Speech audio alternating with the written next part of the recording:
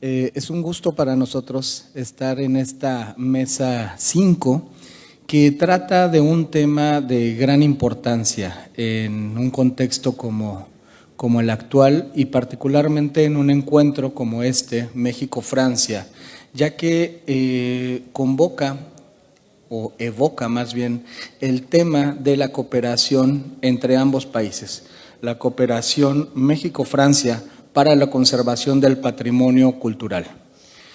En este sentido, algo con lo que yo quisiera iniciar es recordando una frase del escritor mexicano Carlos Fuentes, quien señalaba que el pasado se llama memoria y el futuro deseo. En este sentido, tenemos en nuestros países, entre México y Francia, miradas compartidas. Somos parte de un diálogo fructífero y constante en donde el pasado se mira en el presente, pero con ánimo de seguir construyendo hacia el futuro.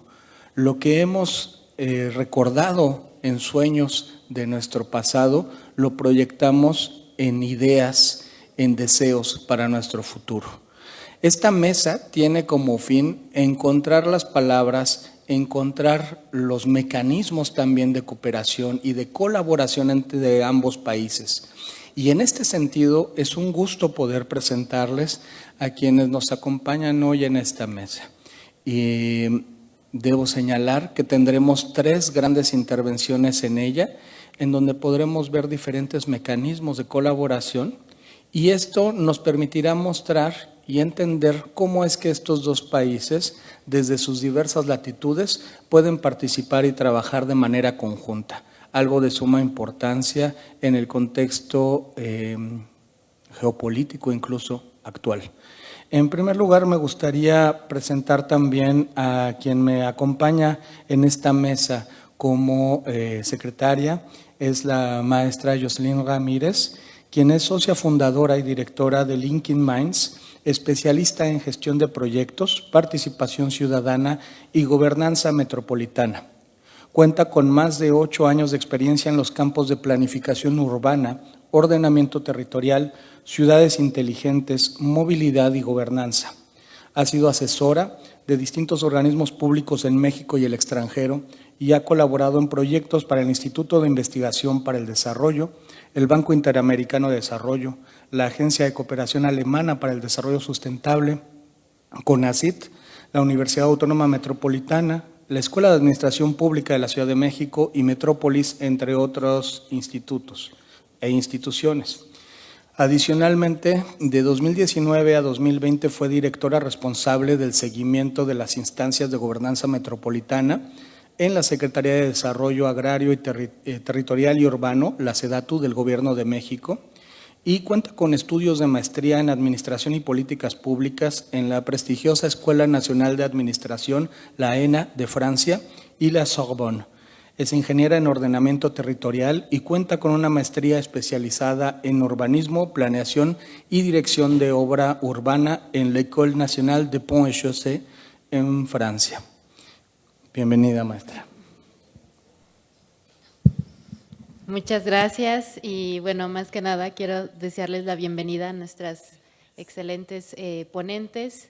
También avisarles que después de esa gran presentación que me dio Juan, es para que sean más dulces conmigo cuando les esté avisando sobre el tiempo.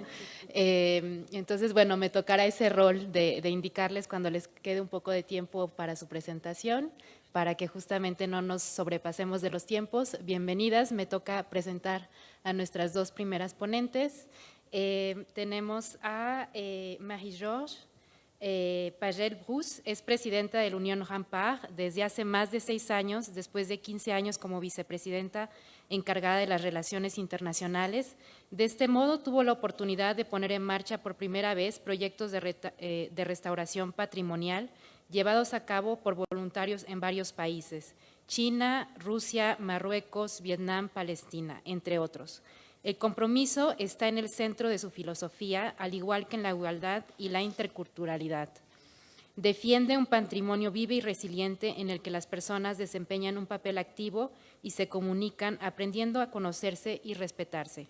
Ahora apuesta por promover el patrimonio como herramienta esencial para la transición ecológica accesible para todos y como nexo de unión entre las personas. Bienvenida, Marie-Georges.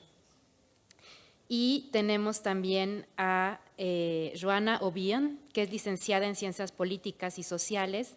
Trabajó durante 20 años en comunicación para las autoridades locales y luego en el Senado. La conmoción de los atentados del 2015 en París la llevó a reorientar su vida profesional hacia el campo de la cultura, que contribuye al bienestar y a la cohesión social. A continuación, se especializó en el patrimonio durante un curso de formación en gestión de proyectos culturales y decidió dedicarse a su pasión, el patrimonio.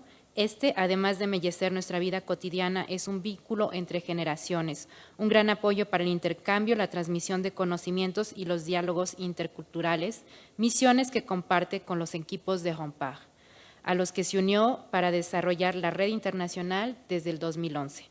Juntos, están convencidos de que el patrimonio es una forma maravillosa de compartir y conectar a las personas, un factor de diálogo intercultural y de paz. Bienvenida, Joana O'Byrne. Un gusto tenerlas y, pues bueno, les cedo la palabra.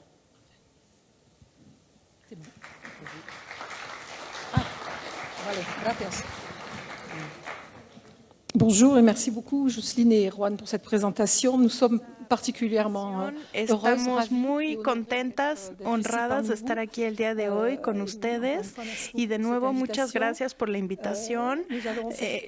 Vamos a hacer esta presentación de Rempart a dos, somos dos y muchas gracias a las intérpretes.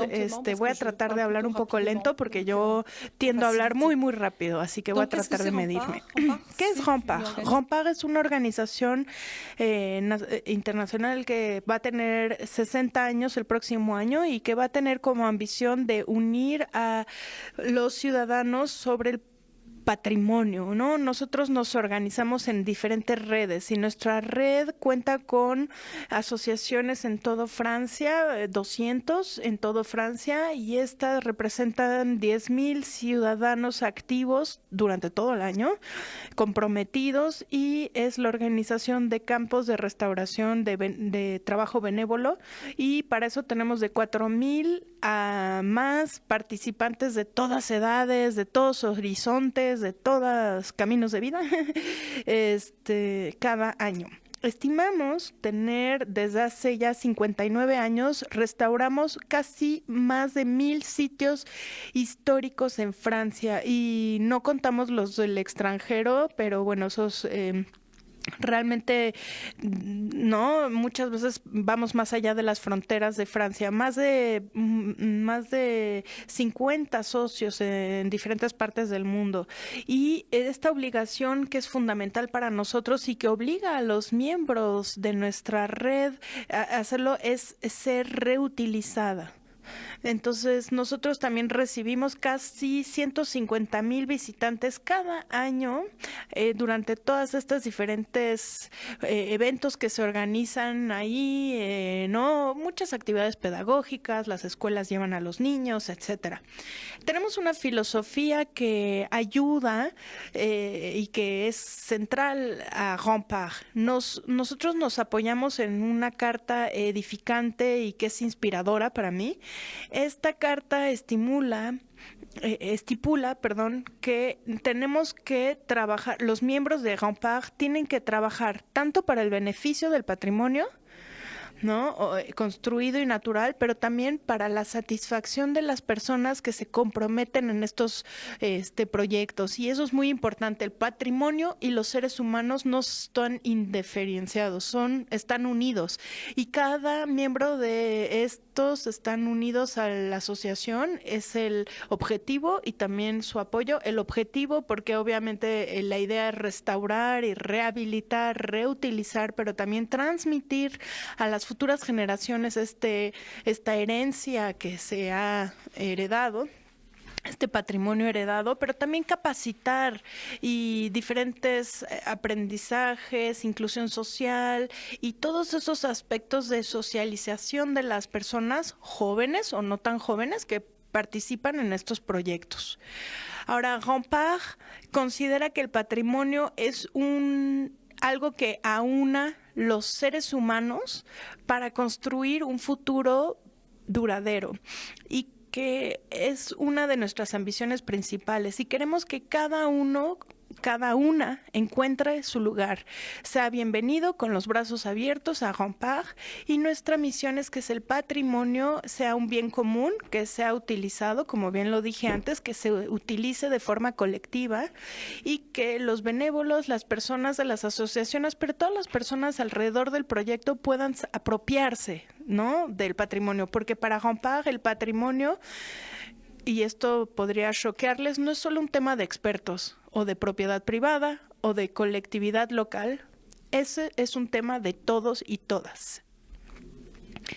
Como pueden ver aquí, vemos cómo las asociaciones de Rempart están casi en todo Francia. Pueden ver, ¿no?, el Île-de-France, pero también en Martinique, ¿no?, en el hexágono, además del hexágono en Francia, tenemos el ciclón Chido, que en Mayotte, en uno de los departamentos fuera de Francia, franceses, donde hubo catástrofes, ahí hemos trabajado. Y Rempart, como bien lo dijo Marie-Georges, es una red que se desarrolló a nivel internacional desde el principio, ¿no? Nacimos en 1966 y, ¿no?, en esa época los jóvenes venían desde fuera, desde el extranjero, a trabajar en los campos. No sé si conocen los históricos de los campos de trabajo de los que trabajan benéficamente, pero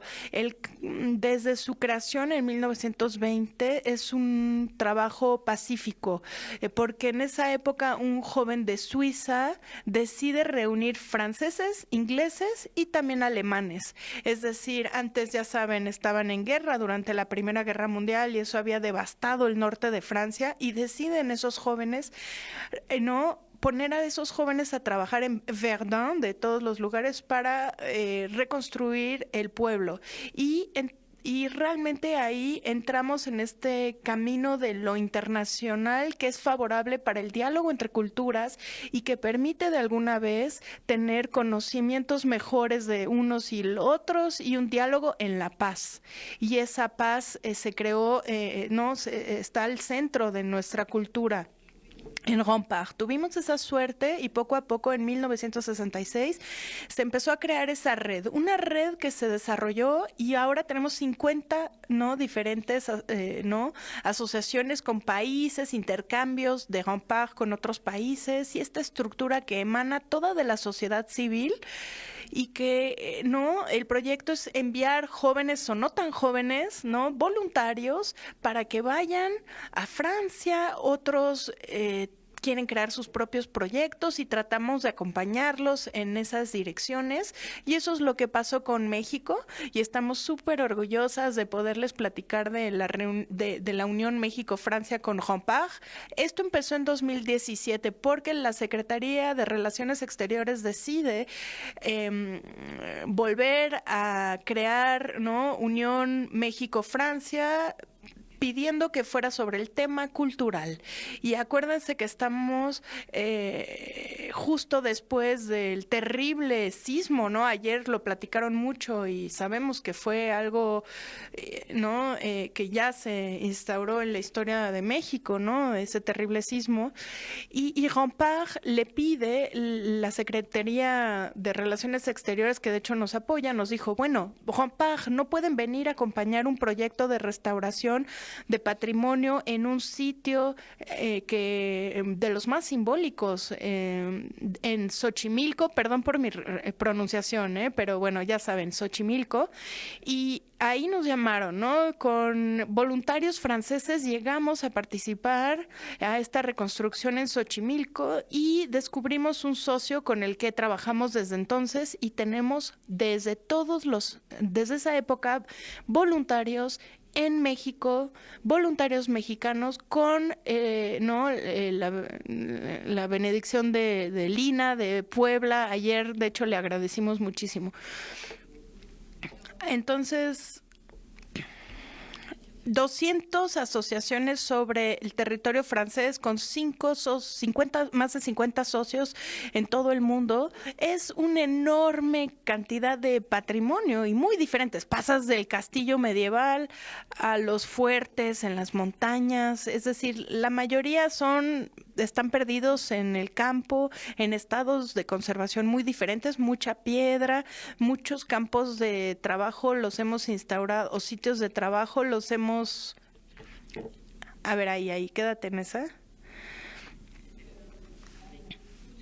Muchos sitios de trabajo no trabajando sobre piedra, pero también varios trabajan con el patrimonio industrial, el patrimonio de navíos, de ferroviarios, muchísimos diferentes tipos de asociaciones que se aunan para 75% de estos sitios están protegidos por el Código del Patrimonio en Francia. Eso significa que para cada uno de nuestros sitios de trabajos, pues están súper enmarcados. Ahorita les vamos a practicar qué significa eso.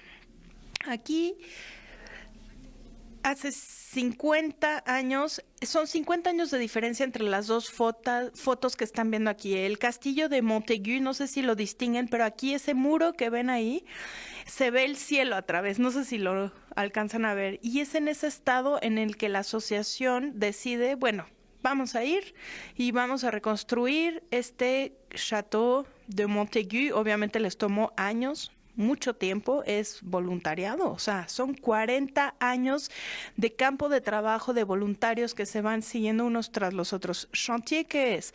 Es un grupo de trabajo de 8 a 15 personas,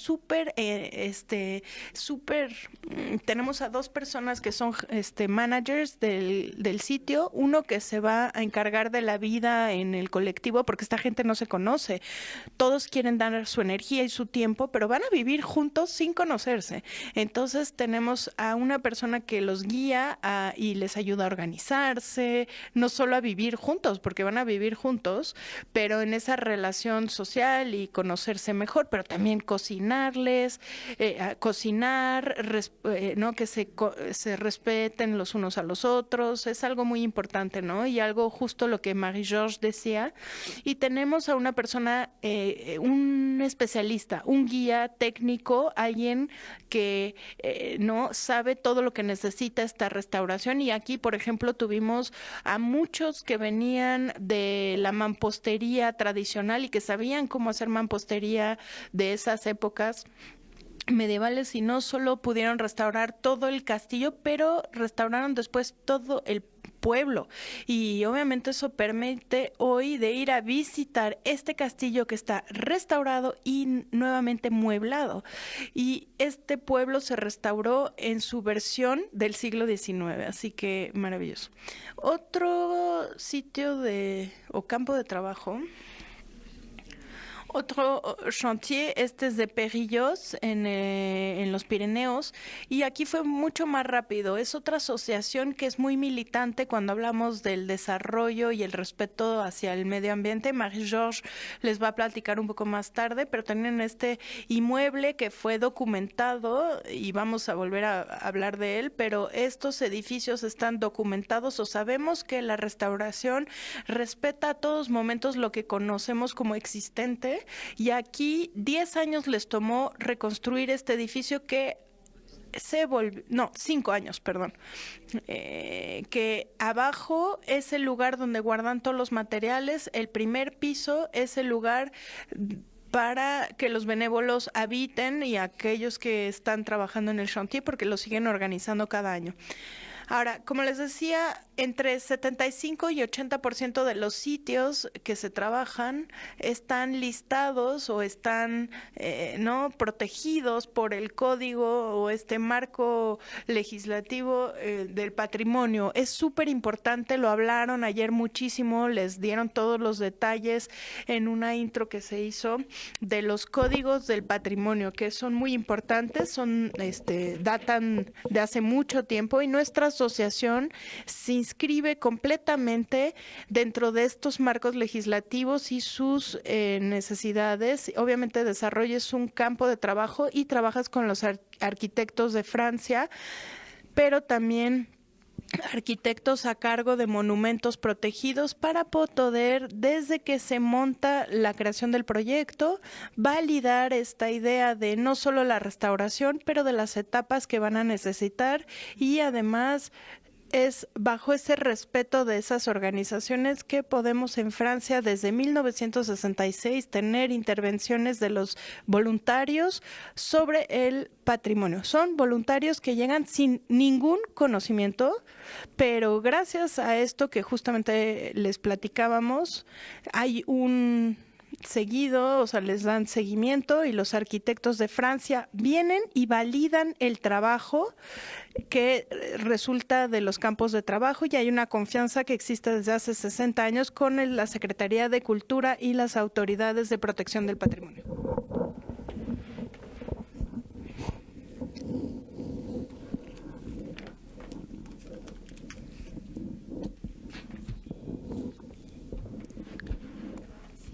Entonces, es obviamente la oportunidad de la transmisión del patrimonio, de los saberes.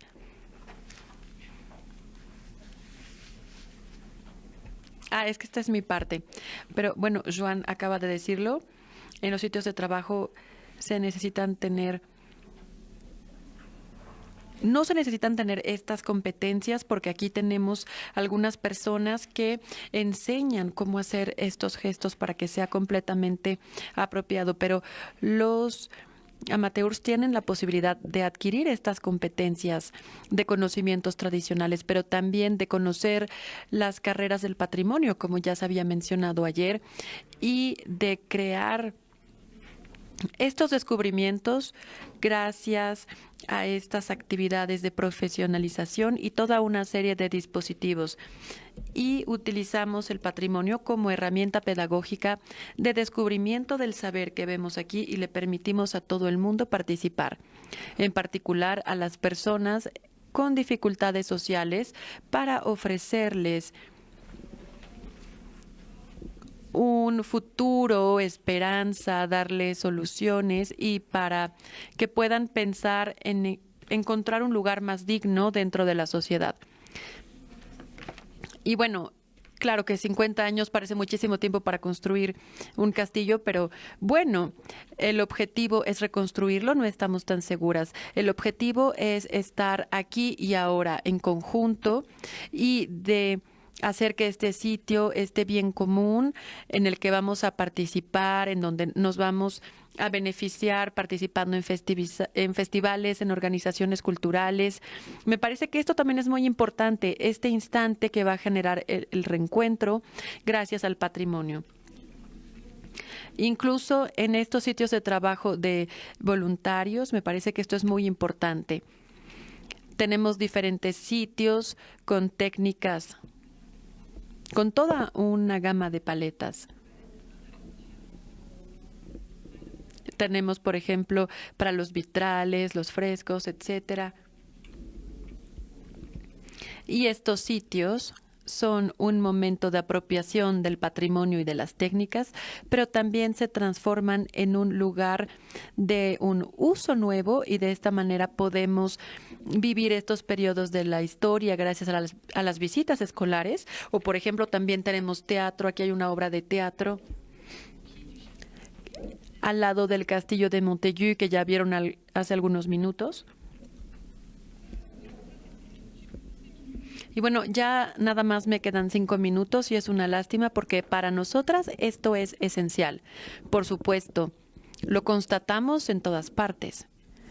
Los efectos perniciosos y perjudiciales del cambio climático sobre el patrimonio.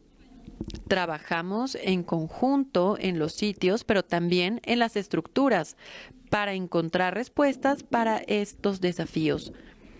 Y se trata de comprometerse, y sobre todo con la transición ecológica y la biodiversidad, porque claro que el patrimonio nos ofrece vías de resiliencia, y las organizaciones y las actividades asociativas tienen diferentes prácticas que entran en el marco de las acciones climáticas.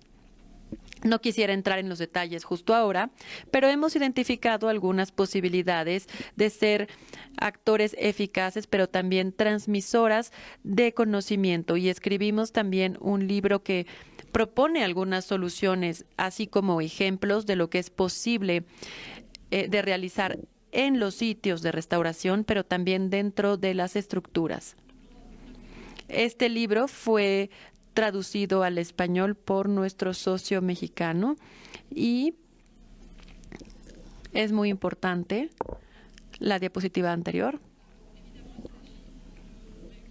Se trata de reutilizar, reciclar un máximo de materiales, la madera, pero también los escombros que se recuperaron de la arena. De esta manera no tenemos que traer arena de otra parte porque esto es muy costoso. Vamos a recuperar las piedras, vamos a recuperar diferentes materiales.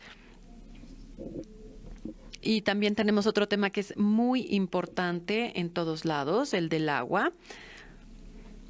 Y una vez más es lo que pudimos ver en este pueblo, pues no había agua, entonces se creó un sistema de filtrado para recuperar el agua. Y bueno, esto es posible porque realmente ahí hay muy poca agua.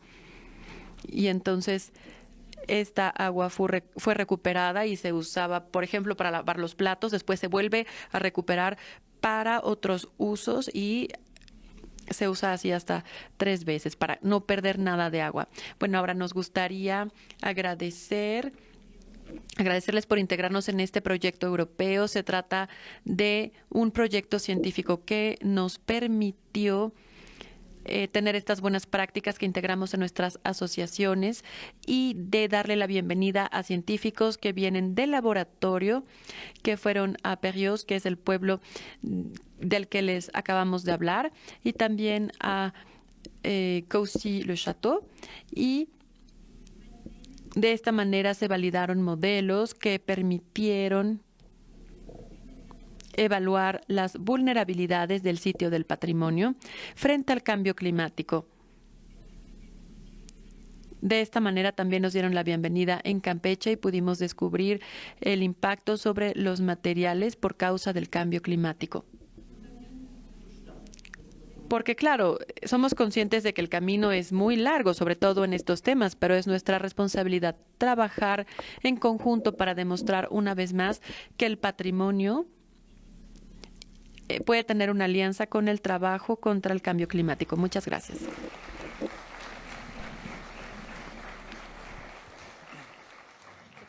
Merci beaucoup. C'est un grand plaisir de vous compter parmi nous. Merci beaucoup.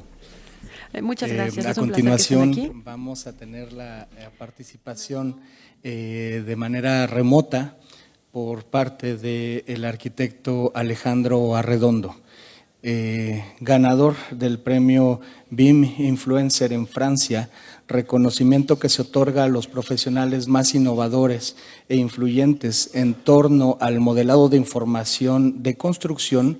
BIM. Alejandro Arredondo es un arquitecto especializado en modelos digitales en la empresa Art Graphique et Patrimoine, agencia de ingeniería especializada en monumentos históricos, que ha participado en intervenciones a recintos como el Arco del Triunfo y el Museo del Louvre en Francia, entre otros, y que fue elegida por las autoridades francesas para desarrollar las proyecciones 3D que sirvieron de base para la reconstrucción de la Catedral de Notre-Dame de París. Alejandro Arredondo, originario de Coacalco, México, coordinó un equipo que mediante el uso de escáneres tridimensionales y drones de alta precisión capturó información de toda la catedral, incluyendo aquellos ángulos que resultaban prácticamente inaccesibles, lo que permitió levantar planos, modelos y de manera particular una maqueta tridimensional realizada a partir de una base de datos obtenidos por escáneres y drones. Docente de la Sorbonne de París y en la École Nationale de Sciences Géographiques, el arquitecto Alejandro Arredondo es el único latinoamericano que participó en los trabajos de recuperación de Notre-Dame de París demostrando el poder de la arquitectura para reconstruir el pasado. Bienvenido, arquitecto.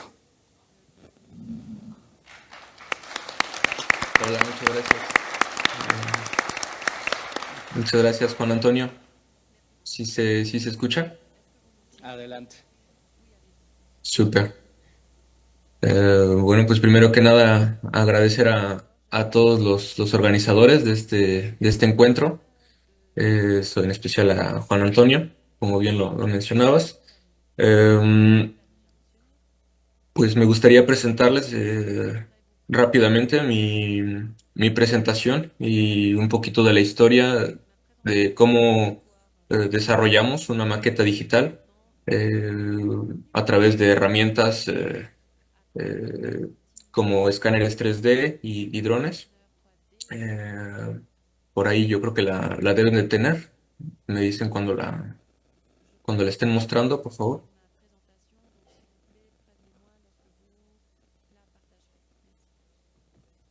Adelante. Ah, muchas gracias. Ok, bueno, ahí me gustaría empezar de manera muy visual. Ahí lo que estamos viendo, pues decidí seleccionar esa imagen porque es justamente explica muchas cosas. Explica primero que nada el proyecto de la Catedral de Notre Dame de París. Del lado izquierdo vemos la maqueta que desarrollé junto con mis compañeros aquí en Art Graphic y Patrimonio. Y poco a poco, mientras más nos vamos avanzando hacia la derecha, nos vamos viendo cómo la nube de puntos y la maqueta digital en blanco y negro, cómo empatan correctamente. Es decir, voy a explicar paso a paso cómo lo hicimos para lograr que una maqueta digital que sea fiel a a la realidad. Entonces vamos avanzando. Me dicen cómo vamos de tiempo poco a poco. Entonces, ajá, como decía Juan Antonio, bueno, arquitecto Alejandro Redondo, profesor desde 2022, igual en modelado digital, podemos seguir avanzando. Quisiera comenzar con un poquito de historia para por si hay alguien que no haya estado al tanto. Notre Dame, pues bueno, es una catedral ubicada en Ile de la Cité, en la ciudad de París, eh, que su construcción data del año 1163. Es de estilo gótico y bueno, ya durante más de 850 años ha sido renovada y embellecida de diferentes maneras. Al principio como una iglesia romana y poco a poco fue evolucionando hasta lo que conocemos hoy en día, actualmente. Podemos seguir. Tantito de desarrollo de cómo es una catedral gótica. Eh, es de estilo gótico, como les mencionaba. En la parte derecha, pues vemos cuáles son las partes. Vemos primero abajo que está la nave central, enseguida el transepto y terminaremos al fondo con el coro o deambulatorio. Em, hubo varias renovaciones. Una de las más destacadas, pues, fue la que hizo el arquitecto Viollet-le-Duc en el siglo XIX, donde restauró pues el edificio que en ese entonces ya estaba dañado por la revolución y añadió pues estatuas y aparte pues levantó la aguja en ese siglo. Em, Cabe destacar que bueno, Notre Dame pues ¿qué significa para el mundo? Significa que es antes del incendio recibía visitas de entre 13 y 14 millones de visitantes, por lo cual lo hacía un monumento, pues, el más visitado de toda Europa. Podemos seguir. ¿Qué pasa el 15 de abril de 2019? Bueno, pues, como muchos sabemos, pues pasa el trágico incendio. Eh, las consecuencias pues, que trajo este incendio fue que la aguja de la catedral se derrumbó, dañando pues bóvedas y parte estructural de la catedral. Eh, También sobre todo la cubierta de plomo con el mismo calor, pues, de la estructura de madera, se fundió todo el plomo, con lo cual, bueno, hubo ciertas consecuencias, ya lo platicaré más adelante, como una nube de plomo, que es tóxica para las personas, para la salud. Y, y pues, aparte, después también una otra consecuencia que hubo después del incendio, pues fue el agua. O sea, primero la catedral recibió mucho calor y enseguida pues mucha agua. Entonces eso había que analizarlo, había que, que identificar, si hay algunas patologías del edificio y pues bueno, ahorita voy a seguir avanzando. Podemos continuar con el siguiente. Y al mismo tiempo les voy a platicar, un poquito de la historia de Art Gráfica y Patrimoine. Art Gráfica y Patrimoine es una empresa, como ya lo mencionaba Juan Antonio, de ingeniería. Somos especializados en monumentos históricos desde más de 30 años. Y nuestro viaje o nuestro proyecto con Notre Dame, pues no data desde 2019, data desde el año 2010, con con una colaboración que se hizo con Andrew Tallon, un historiador, que igual se hizo una primera campaña de levantamiento con él. Y en ese entonces hubo ciertas partes en el interior de la catedral y de ciertas partes del exterior. No fue una cobertura total, pero era un principio en ese entonces. Luego en 2016 seguimos haciendo otras intervenciones como complementarias, sobre todo en la parte de los campanarios, que son las dos torres, y los techos. Entonces, eso era como nuestro background, ya nuestra experiencia que teníamos como empresa. ¿Y qué pasa en 2019? Pues una vez que pasa el incendio, pues veo a los directivos de aquí de la empresa, pasar varias llamadas, y después, nos contactan para decirnos que efectivamente el establecimiento público encargado de la restauración de Notre Dame de París, pues, nos había contactado para justamente colaborar y, ayudar en la restauración. Em, Fue por eso que, bueno, ahí les pongo unas fotos, clave, porque inmediatamente después del incendio, pues a los pocos días ya teníamos un equipo de campo, un equipo de ingenieros que ya traían todo el material, con ahora sí que los overall, ciertos protocolos de seguridad que había que respetar. Em, y en ese momento, pues ya se dio paso a una cobertura total ya del edificio. Entonces, éramos la única empresa que podía decir cómo estaba antes del incendio la Catedral de Notre Dame, y pues con la cierta lógica que esto traía, nuestra misma inercia, pues éramos los únicos capaces de decir cómo estaba después del incendio. Podemos seguir avanzando. Entonces, ¿en qué consistió el levantamiento? Fue un levantamiento 3D, con la ayuda de escáneres y drones, como les mencionaba.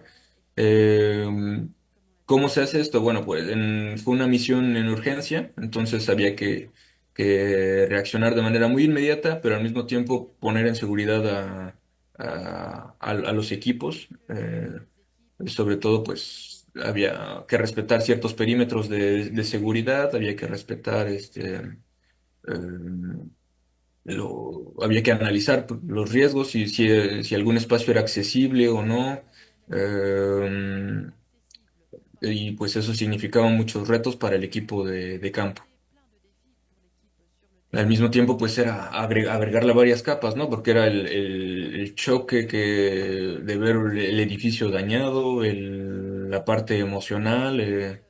Eh, entonces había bastante importancia en adquirir rápido los datos. ¿Podemos seguir? Eh, durante, Prácticamente durante la primera semana después del incendio, el equipo realizó más de 300 escaneos y más de 4.000 fotos realizadas con drones. Em, Eso fue en una primera campaña de levantamiento, porque obviamente no todo estaba accesible, y poco a poco, durante el resto del año 2019 y durante el 2020 todavía, al final pues nos hicimos una base de datos completa, total, que abarca pues más de 7.000 escaneos y más de 43.000 fotos. ¿Eso qué quiere decir? Eso en datos, en información equivalen a 2 terabytes de datos procesados. Entonces, realmente es bastante o sea, es decir, que necesitamos computadoras realmente con potencial para trabajar con este tipo de cantidad de información.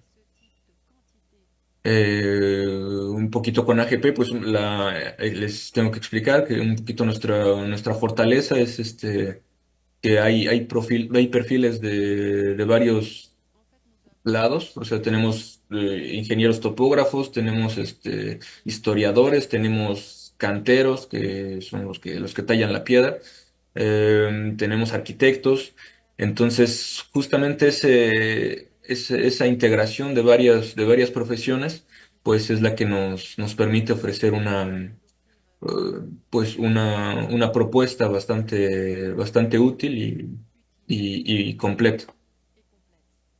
Podemos seguir. Entonces, una vez que sí hice toda la parte de campo, como les mencionaba, con toda esta información, pues la procesamos en la oficina y es lo que vemos justamente en la imagen. Eh, a primera vista, pues sí es Notre Dame, obviamente, pero ya si digamos que si hacemos zoom en la imagen, pues nos damos cuenta que al final son puros puntos pegados unos con otros. Y eso es a lo que se le conoce técnicamente como una nube de puntos, en donde pues justamente vamos haciendo como el rompecabezas de todos estos escaneos, los vamos asamblando unos con otros, de tal manera que la precisión pues es definitivamente milimétrica. Y cada punto pues tiene una información, una coordenada X, Y, Z, y al mismo tiempo una información de color RGB, rojo, verde, azul. Eh, entonces eso nos permite pues ya tener un gemelo digital, un primer modelo que hasta cierto punto todavía está bruto porque son todavía puntos unos con otros. Y justamente ya es donde entro yo y mi equipo eh, con la parte de modelado BIM, que es decir, vamos a hacer justamente toda esa selección y vamos a ir filtrando, ok, pues vamos a ir integrando una maqueta y con esta nube de puntos vamos a ir diciendo estos puntos corresponden a los muros, estos puntos corresponden a los pilares, a- a la cubierta, a las vigas, entonces poco a poco vamos a ir para allá. ¿Podemos seguir? Ujú. Me dicen cómo andamos de tiempo para. Em, Ahí, pues bueno, son herramientas que seguimos utilizando. Al mismo tiempo del modelado, pues tenemos una parte de visita virtual. Es decir, es como si estuviéramos en ese lugar, en ese momento. Podemos tener vistas de 360 grados y poder analizar como si estuviéramos en el lugar. Esa es una de las ventajas, sobre todo, eh, hay que decirlo que con las tecnologías de hoy basta con tomar la medida una vez y ya la tenemos guardada. Entonces es una ventaja bastante importante que hay que decir. Siguiente, por favor. Ok, bueno, para la parte de modelado BIM. Mis compañeros y yo, pues formamos parte de un convenio que hicimos con Autodesk, el líder de software y el establecimiento público. Ok, vamos a seguir. La siguiente, por favor. Entonces, bueno, ahí está. Eso es algo muy importante. Entonces, del lado izquierdo, con fondo negro, vemos lo que es la nube de puntos. Y del lado derecho, vemos lo que es ya la maqueta BIM. Es decir, que, como les decía, fuimos integrando elementos y íbamos metiendo información de cómo estaban las losas, cómo estaban los pilares, las bóvedas, sobre todo. Y cabe mencionar que en Notre Dame, pues no hay elementos iguales a otros. Es decir, que hay mucha variedad. Los muros, pues, están inclinados, los pilares también. Había muchos retos. ¿Podemos seguir?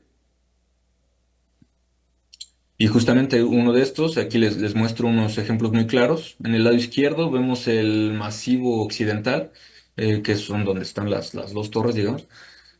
Si trazamos una línea recta, por ejemplo, la línea punteada roja es una línea recta, vemos cómo el masivo occidental está ligeramente inclinado y se puede ver, pues cualquiera puede decir, a lo mejor es poquito, pero realmente estamos hablando de 40 o más centímetros entre un punto y si lanzamos la vertical hasta arriba. Entonces, para un monumento como Notre Dame, realmente es importante identificar dónde están los desfases y reducir errores. Del lado derecho vemos un arco, entonces uno pensaría que los arcos llegan a la misma altura que donde empiezan y pues no es así. Entonces íbamos adaptando justamente las soluciones a este monumento que tenía, pues que tenía deformaciones, pero es normal, es un edificio que ha vivido, que ha sido construido en diferentes épocas, entonces es importante identificar todo eso. ¿Podemos seguir?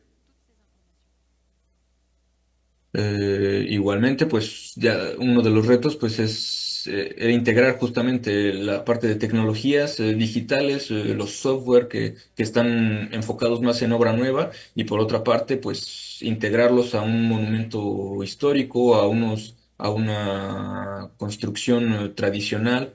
Entonces, había que mezclarlos y justamente fue el reto y aquí se pueden ver los resultados. Ahí a la derecha, abajo, podemos ver los arcos, que sí son arcos, obviamente, pero si tú los ves en planta, o sea, desde arriba, pues también son arcos que van girando con una curva. Entonces, en los software de hoy en día es algo complicado, pero el poder llegar a realizar este tipo de modelado es algo bastante interesante. ¿Podemos seguir?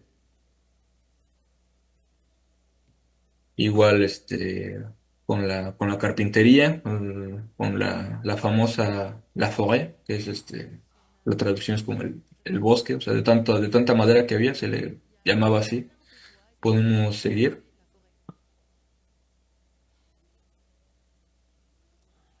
Podemos avanzar, por favor.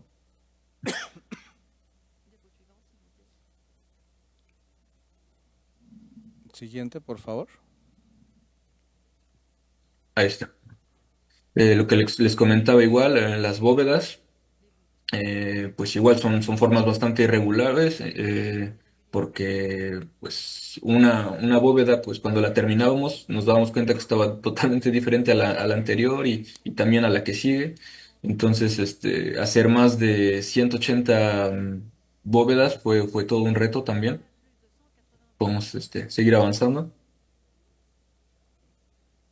Y pues cabe mencionar que es la única maqueta pues a ese nivel de precisión. Estamos hablando que todos los elementos están entre 1 a 4 centímetros con respecto a la nube de puntos.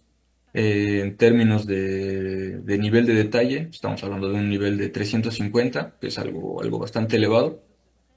Y hay datos que podemos obtener a partir de esa maqueta que nos pueden servir para la gestión de la obra. Podemos seguir avanzando.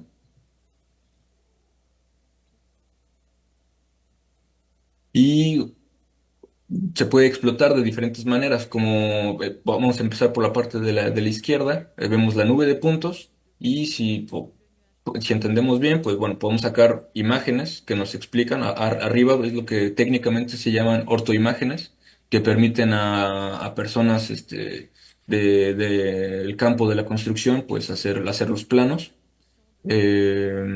como por ejemplo en medio ya son los planos de manera digital, que también realizamos, también nos los pidieron, tuvimos esa misión. Y por la parte de abajo, pues hicimos la maqueta BIM. Entonces todo eso sale a partir de la nube de puntos. Siguiente.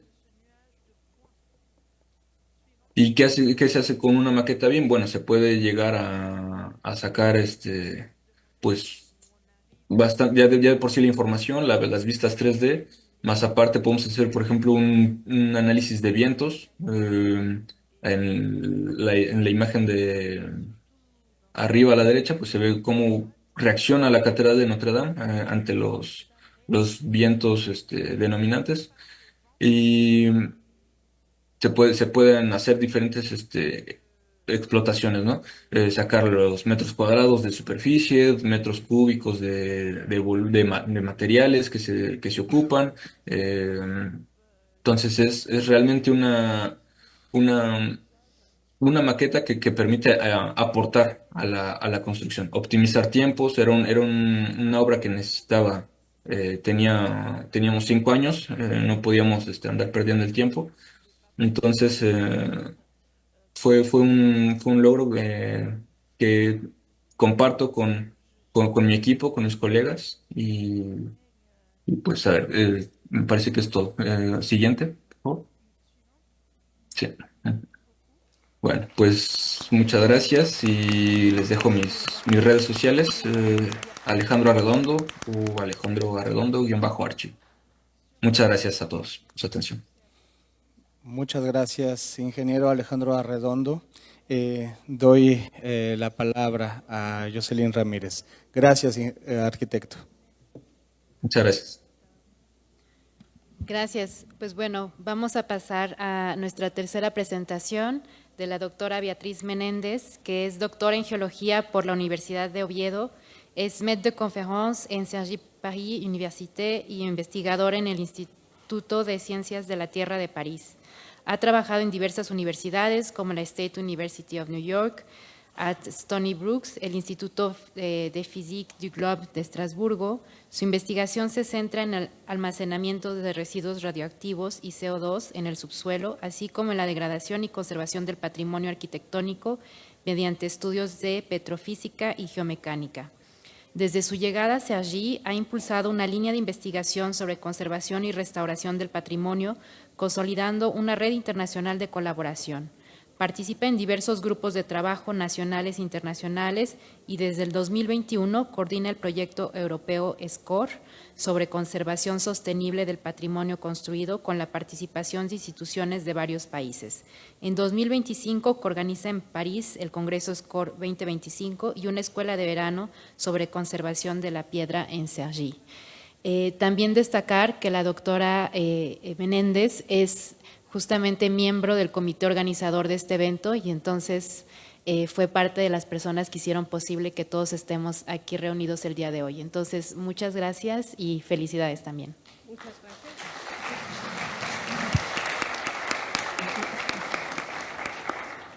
Muchas gracias por la presentación. Entonces, mi presentación va a tener algunos resultados científicos, pero sobre todo es más basado en cómo se hace un proyecto de investigación, cómo nace y cómo crece este proyecto de investigación. ¿Cuál es? Este. Entonces, pues, primero, ¿cuáles son los objetivos de este proyecto de investigación? Voy a poner de pie. Si puedo. Entonces, ¿cuáles son los objetivos de este proyecto primero? Entonces, el primero es, como ya saben, es para el desarrollo sostenible, teniendo en cuenta del cambio climático.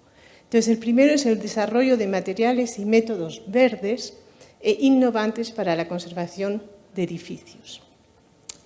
Este tipo de edificios que elegimos, pues esto fue una discusión que tuvimos cuando estuvimos formando el consorcio, era decir, ¿qué tipo de edificios vamos a estudiar? Entonces, lo que nos vino como idea es que hay un tipo de patrimonio en Europa que está mucho menos protegido que lo que son los monumentos históricos, que es todo el patrimonio vernacular, las granjas antiguas, las casas de campo, incluso en las ciudades.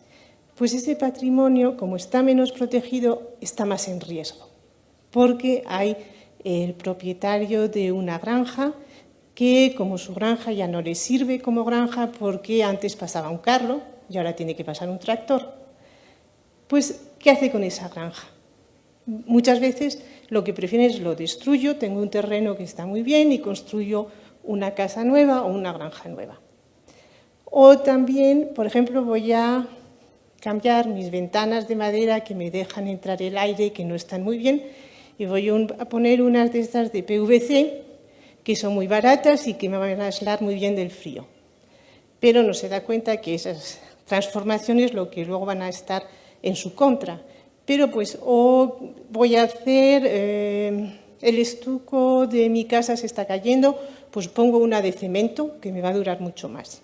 Entonces, todo eso pues es perjudiciable para el patrimonio, pero a la vez es también perjudiciable para el edificio. Entonces, hay unas asociaciones en Francia que se ocupan mucho de estas temáticas y que asesoran a los propietarios, a las comunidades, etc. Entonces, pues nosotros dijimos, pues vamos más bien a trabajar sobre este patrimonio en Europa. Y como trabajamos también con América Latina, con Colombia y con México, pues dijimos, bueno, pues en México pues es el patrimonio arqueológico, porque como hay tanto, es que es imposible. Yo cada vez que voy a Campeche o a Mérida, pues me llama tanto la atención que haces 500 metros y hay una ruina, 500 metros hay otra ruina. Entonces, pues por eso dijimos, vamos a trabajar sobre estos dos tipos de edificios. También lo que nos interesaba es no solo saber cómo el cambio climático va a afectar a estos edificios, sino también cómo estos edificios pueden tener una acción para luchar contra el cambio climático. Entonces, por eso decimos que es algo bidireccional. Cómo el cambio climático va a afectar a estos edificios, pero que estos edificios pueden contribuir a disminuir este cambio climático. Y, en tercer lugar, pero no menos importante, es también todo lo que es una transmisión de los resultados de este proyecto hacia la sociedad. Tanto por proyectos de formación, en los cuales Rampart tiene una parte muy importante, pero también pues, las universidades, en los cursos, etcétera, y también pues, transmitir estos resultados a la sociedad y a la sociedad científica vía pues, presentaciones en congresos, etcétera. Pero este tipo de proyecto en el cual nosotros tuvimos, que es un proyecto especial de la Comunidad Europea, que están dedicados sobre todo a crear redes de investigación no solo de investigación, pero la investigación y la sociedad, pues también tiene unos objetivos específicos, que es el desarrollo de alianzas o redes internacionales que sean interdisciplinares e intersectoriales. Es decir, tiene que haber científicos, académicos, que llaman, pero también tiene que haber organizaciones no gubernamentales, empresas, colectividades, etc. Estos proyectos lo que financian sobre todo es intercambio de personal de investigación y de innovación y compartir los resultados de la investigación con los actores del patrimonio cultural, pero estos actores del patrimonio tienen una misión que es importante y que es, primero, decirnos qué es lo que hay que conservar.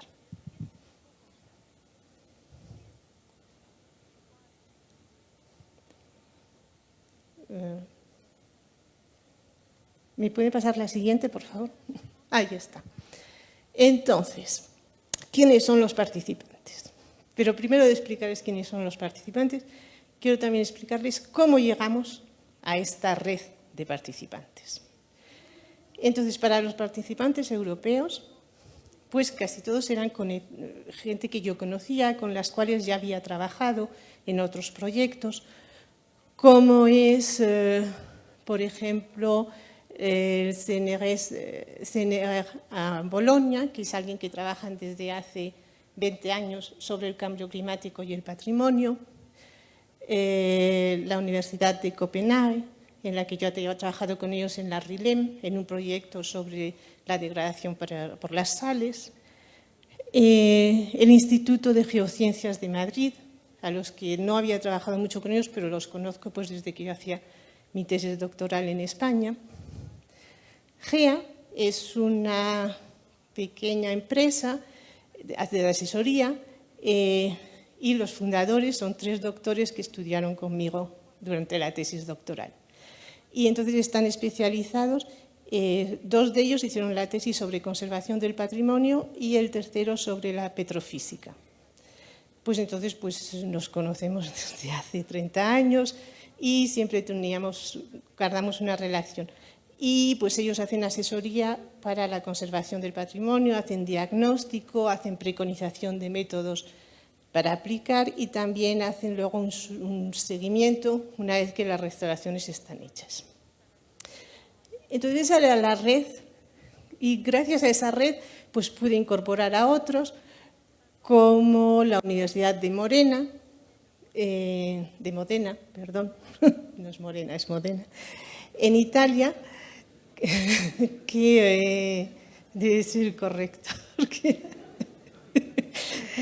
que trabajan sobre todo lo que es los análisis de ciclo de vida, cuál es el impacto medioambiental de todas las actividades. Ellos antes no trabajaban sobre el patrimonio, ahora sí, pero pues hacen cualquier objeto, cuál es su incidencia sobre el medio ambiente, cuál es su análisis de ciclo de vida, cuál es su huella ambiental o ecológica, pero no solo sobre eso, también integran los aspectos socioeconómicos y también de economía y sociales. Tratan esos 3 aspectos en un análisis de ciclo de vida mucho más largo, más importante que solo el medio ambiente. Y está Rampar, que yo ya conocía porque yo tengo una licenciatura sobre la preservación y la valorización del medio ambiente, soy la directora, y Rampar venía a hacer intervenciones porque también esta licenciatura hablamos sobre los actores socioeconómicos de la conservación del patrimonio y Rampar pues tiene una parte importante en Francia en esta acción. Y pues cuando empezamos a montar este proyecto, pues lógicamente yo pensé que Rampar podía tener un papel importante. Y luego, pues la parte mexicana. Entonces, es un poco, porque yo había propuesto una tesis de doctorado en las becas CONACYT y un estudiante mexicano de Mérida aplicó a esta tesis y bueno, no tuvo la beca de CONACYT. Y después fue cuando Trump fue elegido primer presidente. Y era Make America Great Again. Y entonces Emmanuel Macron, nuestro presidente, sacó un programa Make Our Planet Great Again. Y yo propuse con este estudiante una beca para un doctorado sobre estos temas sobre todo para morteros sostenibles. Y pues tuvo esa beca y gracias a José Díaz Basteriz vino a Francia y me presentó a investigadores de Mérida. Y ahí empezó a crecer nuestra red, porque los investigadores de Mérida me presentaron a investigadores de Campeche, a investigadores de Lina, a investigadores de Tabasco, y pues así creamos esta red de investigación. Entonces también para decir que los proyectos a veces se crean por condiciones que son un poco aleatorias, pero que hacen que las cosas funcionen bien.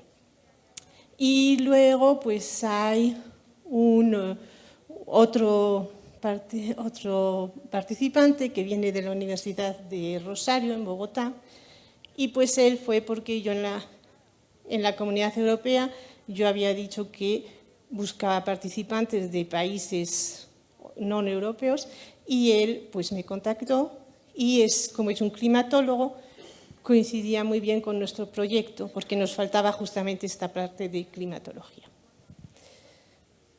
Entonces aquí tienen, bueno, creo que los conocen a todos, al CIMVESTAT de Mérida, a la Universidad Juárez Autónoma de Tabasco, que trabajan sobre la biotecnología, a la Universidad Autónoma de Campeche, sobre la caracterización y durabilidad de materiales, a la Universidad Politécnica del Centro sobre biotecnología y al INA de Mérida, y estaba el Cinvestat, que trabajaba sobre métodos de conservación, principalmente por nanopartículas. Entonces, pues al final creamos una red donde había investigadores en ciencias de materiales, en biotecnología, en conservación, porque en mi universidad pues no estoy solo yo, que trabajo en el laboratorio que antes se llamaba Geociencias y Medio Ambiente, pero también está el grupo Heritage, que es un grupo de ciencias humanas. Y entonces hay pues historiadoras del arte que participan también y arqueólogas en este proyecto. Pues así creamos que correspondía a lo que pide la Comunidad Europea, que sea internacional, intersectorial e interdisciplinar. Aparte de este grupo de colaboración, pues tenemos también un advisory board que nos asesora en la investigación, cómo deberíamos crear este proyecto y cómo debemos mantenerlo. Y pues justamente elegimos este advisory board en complemento de lo que a nosotros nos faltaba. Entonces, pues tenemos José María García Gómez, que es en la Dirección General de Vivienda y Rehabilitación de la Comunidad de Madrid, porque están haciendo un trabajo importante sobre la rehabilitación de pueblos alrededor de Madrid. Tenemos a Clément Lelièvre, de Francia, que es, ahora se cambió, pero de aquella era el director yo no sé si oyeron hablar de Compagnon de Devoir.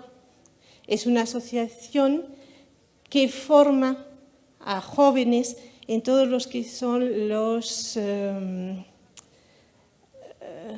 métiers, ahora pierdo mis... en el artesanat de edificios, pero no solo edificios, también en cocina, en todo lo que es el artesanado en Francia. Entonces él era el director de la parte mampostería, y era una cosa que nos interesaba mucho, porque también pues toda esta relación con la formación. Entonces, gracias a este proyecto, también los estudiantes de licenciatura siguen formaciones con los Compagnons de Devoir sobre mampostería, sobre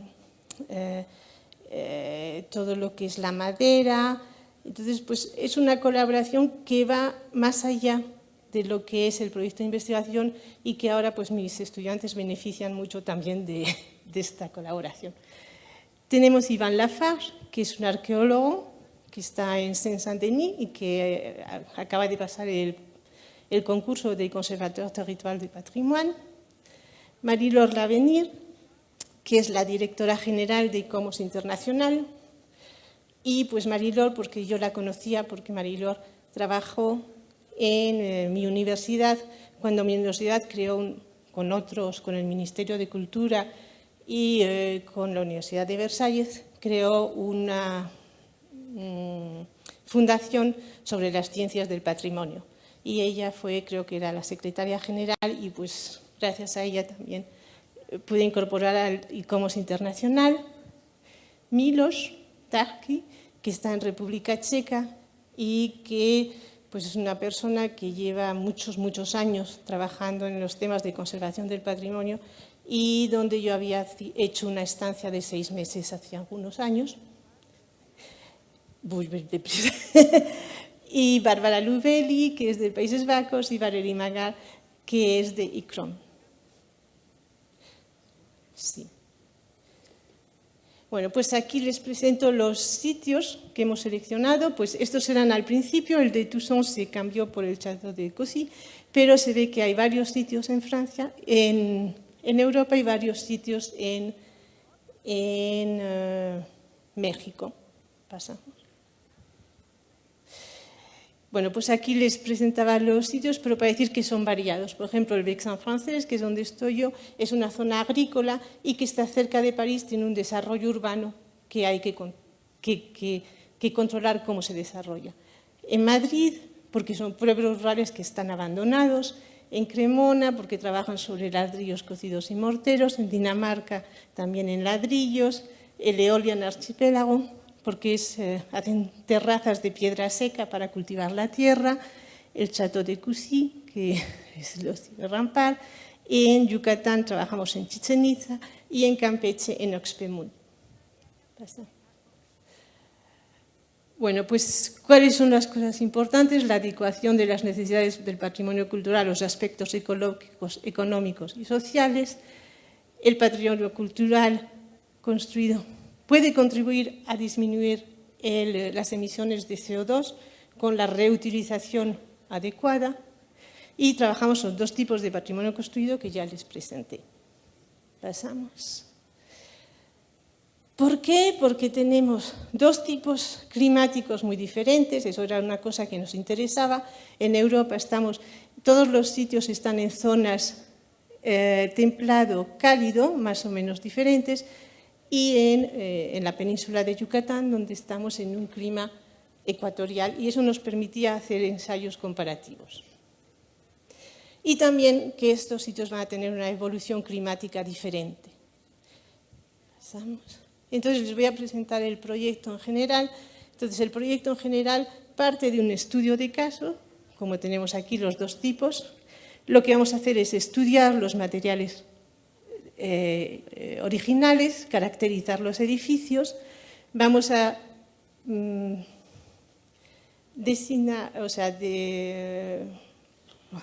crear nuevos materiales para la conservación, que sean ecológicos, vamos a hacer test de durabilidad, vamos a estudiar el ciclo de vida. Cada vez que no cumplen estas condiciones van a volver a la fase de estudio. Luego vamos a hacer funciones dos-respuesta que nos permiten de saber cuál es el impacto del medio ambiente en los materiales, lo que nos permite, cuando lo cruzamos con modelos climáticos, saber cómo estos materiales se van a comportar en el futuro. Y entonces, una vez que ya tenemos todo este ciclo, vamos a hacer a la fase de validación, y ahí es donde van a intervenir también la aplicación, luego la validación sobre el terreno de estos materiales.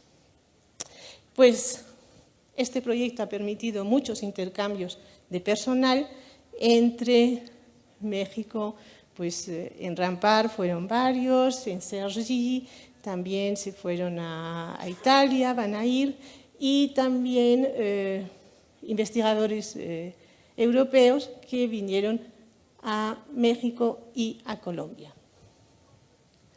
Entonces, los resultados, bueno, pues aquí los tienen: productos, contribuciones a la investigación, formación y educación académica y el desarrollo de una gran red internacional.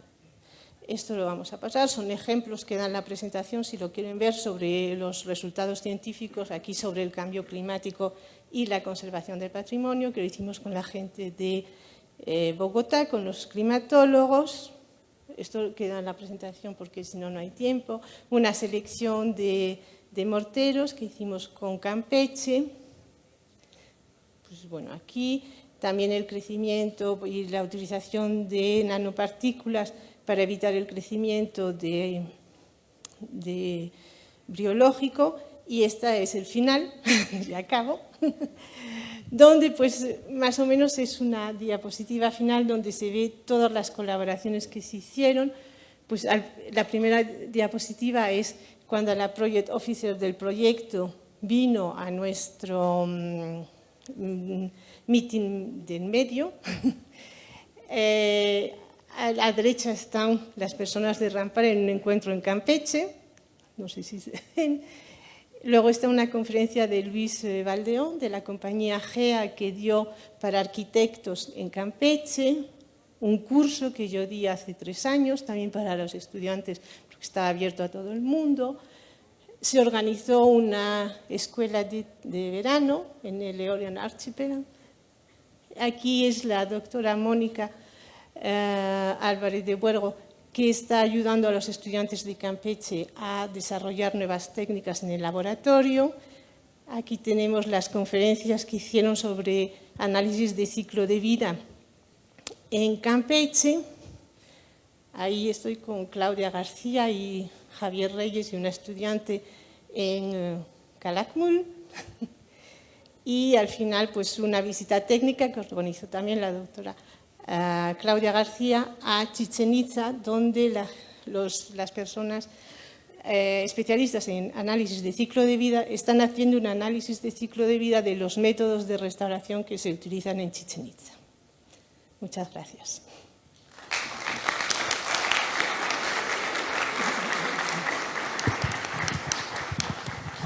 Muchas gracias, Beatriz, gracias por esta participación y sobre todo por el trabajo tan dedicado para la organización de este evento. Muchas gracias. Quisiera saber si tenemos alguna pregunta. No nos han hecho llegar ninguna hasta ahora.